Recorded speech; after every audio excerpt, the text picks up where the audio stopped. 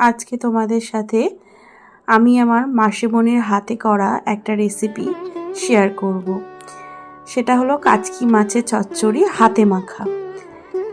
দেখতে কতটা লোভনীয় হয়েছে তোমরা তো দেখে সেটা বুঝেই গেছো জিনিসটা খেতে কতটা টেস্টি হয়েছিল। এইভাবে একবার বানিয়ে বাড়িতে দেখো আর আমাকে কমেন্ট করে জানিও।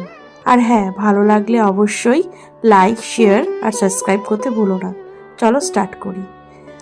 সবার প্রথমে আলু আর বেগুন মাসিমণি ভালো করে কেটে নিচ্ছে। যেহেতু আলু আর বেগুন দিয়েই রেসিপিটা হবে, তাই লম্বা লম্বা করে আলু ভাজার মতো করে একটু মোটা মোটা করে আলুগুলো কুচিয়ে নিচ্ছে। তার সাথে বেগুন, এই সরু সরু বেগুনগুলো আমাদের গাছে হয়েছিল, সেগুলো দিয়েই আজকে রেসিপি হবে। কোনো একদিন অন্য ভিডিওতে তোমাদের বেগুন গাছটা দেখিয়ে দেবো। সবার প্রথমে আলু আর বেগুনগুলো মাসিমণি ভালো করে সাইজ করে কেটে ধুয়ে গুছিয়ে নিচ্ছে।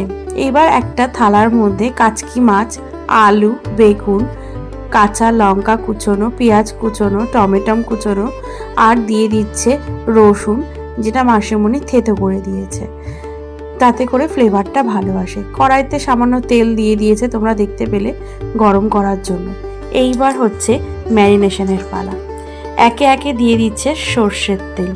এই মাখা জিনিসটাতে সর্ষের তেলের পরিমাণটা একটু বেশি দিলে খেতে একটু ভালো হয় বলেই মাসিমণি জানালো, তাই তোমাদের সাথে আমিও বলে দিলাম।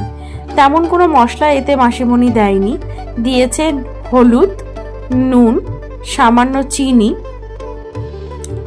আর দিয়েছে সামান্য একটু লঙ্কার গুঁড়ো দিয়ে, আর সর্ষের তেল তো দিয়েছে, তোমরা দেখতেই পেলে। এই সামান্য উপকরণেই কিন্তু তৈরি হয়ে যাবে হাতে মাখা কাচকি মাছ চচ্চড়ি। মেন হচ্ছে সব থেকে প্রধান, সেটা হচ্ছে ম্যারিনেশন। নুন তো দিতেই হবে, নুন দিয়ে ভালো করে জিনিসটাকে মেখে নিতে হবে, যেন মাখাতেই অর্ধেক রান্নাটা কমপ্লিট হয়ে যায়। তোমরা দেখতেই পাচ্ছ কত সুন্দর করে মাসিমণি সমস্ত জিনিসগুলোকে মাখার জন্য রেডি করছে। জানো তো, এই কাচকি মাছের চচ্চড়ি দিয়েই সেদিনকে দুপুরবেলায় আমাদের সবার খাওয়া হয়ে গিয়েছিল, আর অন্য কোনো রেসিপি আমাদের লাগেইনি। মাসিমণি এর সাথে করেছিল ডাল, তবে আমাদের লাগেনি। এই কাচকি মাছ চচ্চড়িটা খেতে এতটাই সুন্দর লাগে যে এই এক থালা ভাত এই চচ্চড়িটা দিয়েই খাওয়া হয়ে যায়। যারা ছোট